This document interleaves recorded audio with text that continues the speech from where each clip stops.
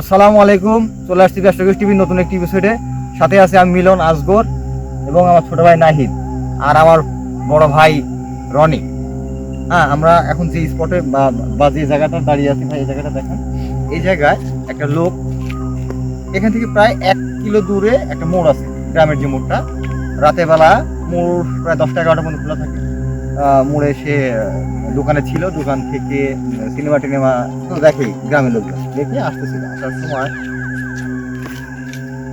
এই যে বেশ কিছু দূরে যে, হ্যাঁ, লাইটের আলো যতটুকু, ওই জায়গায় যখন আসছে ওখানে একটা বাঘ দূরে, তখন তার চোখ পড়লো এই যে এই ভাঙা এই জায়গাটাতে দাও দাও দাও দাও করে আগুন জ্বলছে। তাই না নাহিদ? এটাই তো, এবং বাস্তব ঘটনা।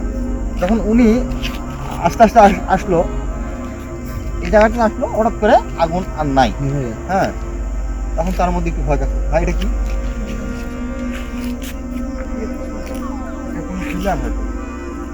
যে জায়গাটাতে আগুন জ্বলছিল বা আমরা যে জায়গাটা দাঁড়িয়ে আছি এই স্পটে, এখান থেকে রনি ভাই বুঝছেন, হেঁটে গেলে 2.5 মিনিট থেকে 3 মিনিট, অর্থাৎ হাফ কিলোর একটু বেশি হবে ওই ব্যক্তিটার বাড়ি।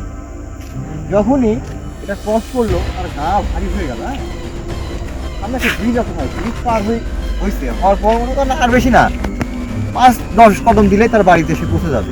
এর মধ্যেই যে আগুনটা যেখানে দাদা করে জ্বলছিল, এখান থেকে আগুনটা যখন আসলো নিভে আমাকে এদিক থেকে চলে গেছে। হ্যাঁ, এদিক দিয়ে আগুনটা তখন আগুন না, তখন সাদা একটা অবয়ব টাইপ হলো, এদিক দিয়ে চলে গেছে। পুরো মাঠ এদিক দিয়ে গিয়ে ওই তার বাড়ি পৌঁছার আগেই তার সামনে এসে দাঁড়ায়। কারণ দাঁড়ালো বলতে কি ভাই, বিশাল লম্বা একটা মানুষ, বড় বড় দাড়ি, চুল, মাথায় পাগড়ি পরা, একদম A to Z। তার পোশাকই হচ্ছে সাদা। এইটা দেখার পরে যে লোকটা এখানে এটা দেখছে, সাথে সাথে সালাম দেওয়ার সাথে সাথে কোনো কথা নাই ভাই, অটোমেটিক গায়ে সালামের উত্তরও নেয় না, সালাম দেওয়ার সাথে সাথে অটোমেটিক গায়ে। কি বুঝবেন ভাই যে বিষয়টা কি? এটা এখান থেকে তার ক্ষতি করার জন্য গেছিল, বা সালাম দিছে এই কারণে সে বেঁচে গেছে, না অন্য কোনো বিষয়, অন্য কোনো কারণ থাকতে পারে ভাই। হ্যাঁ, মূলত যে জায়গা আমরা যখন এখানে আসছি, আচ্ছা আপনি একটা জিনিস খেয়াল করছেন, চারিদিক থেকে শিয়ালের ডাকের মতো বিভিন্ন ধরনের ডাক কিন্তু শোনা গেছে। সেটা তো অবশ্যই, ধরেন গরমকাল বুঝছেন ভাই, ছেলে পেলে এখান থেকে বললাম না 1.5 কিলো, 1 কিলো থেকে 1.5 কিলো দূরে হচ্ছে সবার বাসা, বা বিদ্যুৎ থাকে না, গ্রাম অঞ্চলে তো বিদ্যুতে খুব জ্বালা। তখন ইয়াং বয়সী যে ছেলে পেলে গুলো আছে তারা এই জায়গাটা একটু দেখাও, মানে পুরো একটা ফাঁকা মাঠ। হ্যাঁ, মাঠের মাঝখানে কিন্তু রাস্তা, আর এখানে কিন্তু প্রচুর পরিমাণ বাতাস লাগে গায়ে। গরমের দিনে মানে কোথাও বাতাস না লাগলেও এই জায়গাটাতে লাগবে, এই জায়গায় কিন্তু এসে বসে থাকে। তো মূলত মিলন ভাই, সেদিন যে ঘটনা হয়েছিল, ছেলে পেলেগুলো ছিল না সেদিন ছিল না, হঠাৎ করে ছিল না। কিন্তু ভাই শুধু ওনার সাথে যে ঘটছে এটা কিন্তু না, এর পাশে এই সাইডে আরেকটা বাড়ি আছে। আসার আগে আপনাকে কিন্তু বাড়িটা আমি দেখাইলাম। ওই বাড়ির একটা ছোট মেয়ে, বয়স হবে 8 থেকে 9, হাইট এতটুকু, একবারে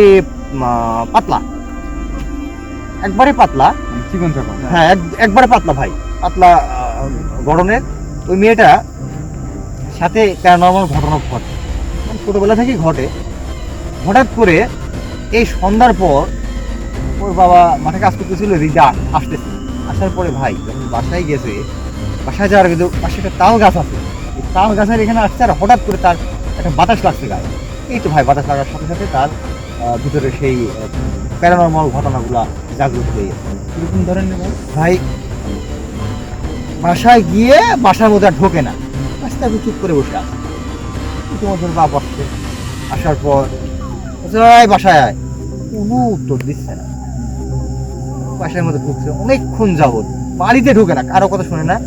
এখন একটু বাড়ি থেকে বাইরে এসে দেখে মেয়েটা এইভাবে বসে থেকে আবুল তাবুল, মানে ভয়ঙ্কর গলায়, ছোট বাচ্চা কিন্তু ভাই, 7-8 বছর বা 9 বছরের বাচ্চা কি হয়, ভয়ঙ্কর গলায় কথা বলছে বুঝছেন ভাই। তখন এই যে এই রাস্তার পাশে দিয়ে যারা ছিল, হ্যাঁ, তাদেরকে ডাক দিল। আমার সমবয়সী অনেক ছেলেবেলে ছিল ভাই, আমাদের সমবয়সী, তাদের মুখ থেকে শোনা যে যখনই ডাক দেওয়ার পর তাকে ধরতে গেল ভাই, এমন একটা দৌড় দিল ভাই, এই যে মাঠ দেখতেছেন না, এই এরিয়া পুরা মাঠ শুধু ঘুরাইছে আর ঘুরাইছে, কিন্তু মানে শুধু দৌড়াচ্ছে ভাই, মানে কাছে যাচ্ছে ধরে ফেলবে, আবার শেষ করে নাই। কি রে ভাই, এতটুকু একটা বাচ্চার এত বড় বড় ছেলে পেলে একজনও ধরতে পারছে না, কেউ না। এটা তো দৌড়াইতে দৌড়াইতে দৌড়ে ভাই কুত্তার মতো হারিয়ে গেছে। শেষ পর্যন্ত দূরে থেকে সন্ধ্যার পর কিন্তু ভাই শুধু মেয়েটার কালো চেহারা, তো শুধু দাঁত কিন্তু কালো হলে খুব সুন্দর মানে মানানো আর কি চেহারা, খুব মায়াবী চেহারা, হ্যাঁ খুব সুন্দর, মানে চুলগুলো এতটুকু এতটুকু, তখন যে ভাই হাসি দিল একটা অট্ট হাসি, বলছে পুরা এলাকা থমথম হয়ে গেল, দাঁতগুলো দেখা যাচ্ছে হাসি, এমন ভয়ঙ্কর হাসি ভাই, পুরা মানে পুরা মানে মাথা মধ্যে নষ্ট, অবাক। কি রে ভাই, খুব কষ্ট করে 1-1.5 ঘন্টা এভাবে চলছে তখন দৌড়াদৌড়ি, তারপর তাকে ধরছে, ওরে যখন 4-5 জন মিলে ধরছে, একটা ছোট বাচ্চা ধরে রাখতে পারতেছে না, এবং এমন অ্যাটিটিউড করতেছে যেমন খেয়ে ফেলবে।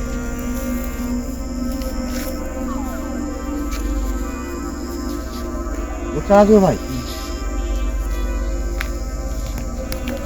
ভাই তাকে যখন ধরা হলো, মানে ধরে রাখতে পারতেছে না, একটা ছোট বাচ্চা, মানে আর এমন ভাবে তাকাচ্ছে ভাই, মানে ও চোখ মুখ মনে হচ্ছে বের হয়ে আসছে, দেখলে ভয় লাগছে, আস্তে আস্তে সবাইকে ঘিরে ফেলবে, সে আমাকে সৃষ্টিটা ঠিক করিস, এর ফল তোর ভোগ করতে হবে, ঠিক আছে ভাই। তারপরে এখানকার যে লোকাল আমাদের ইয়ে আছে, মসজিদের ইমাম, তাকে নিয়ে আসছে, আনা করা ঠান্ডা হয়, মাঝে মাঝেই এই মেয়েটা দেখা যায় রাতের বেলা রুমে শুয়ে আছে, কিন্তু উঠাও আবার একাই শেষ রাতের দিকে আমাদের কাছে আসে, মাঝে মাঝেই ছোট্ট একটা বড়। আমরা একটু চারিদিকের পরিবেশটা একটু দেখাই, মানে পুকুরের জায়গা, ফাঁকা নির্জন জায়গায়, কিন্তু এই